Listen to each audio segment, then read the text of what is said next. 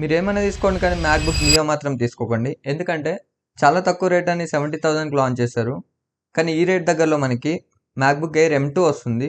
MacBook neo మనకి A18 Pro చిప్సెట్తో వస్తుంది. ఏదైతే iPhone 16 Proలో యూజ్ చేశారో అదే M2లో అయితే M2 ప్రాసెసర్ ఉంటుంది. హెవీ టాస్క్స్ని ఈజీగా హ్యాండిల్ చేస్తుంది. అండ్ నియోలో బేస్ వేరియంట్లో టచ్ ఐడి ఉండదు. టచ్ ఐడి కావాలంటే 512GB స్టోరేజ్ ఉన్న ల్యాప్టాప్ని తీసుకోవాలి. అదే M2లో అయితే బేస్ వేరియంట్లో కూడా టచ్ ఐడి ఉంటుంది. అండ్ స్పీకర్స్ చూసుకుంటే నియోలో మనకి డ్యూయల్ స్పీకర్ ఉంటుంది.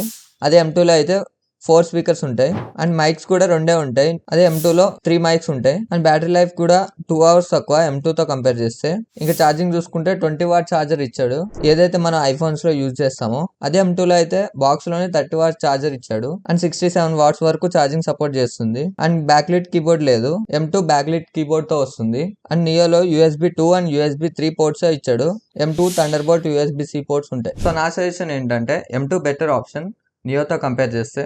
అండ్ మీకు ఏది బెస్ట్ అనిపించిందో కమెంట్స్లో చెప్పండి. అండ్ లైక్ చేసి సబ్స్క్రైబ్ చేయడం మాత్రం మర్చిపోకండి.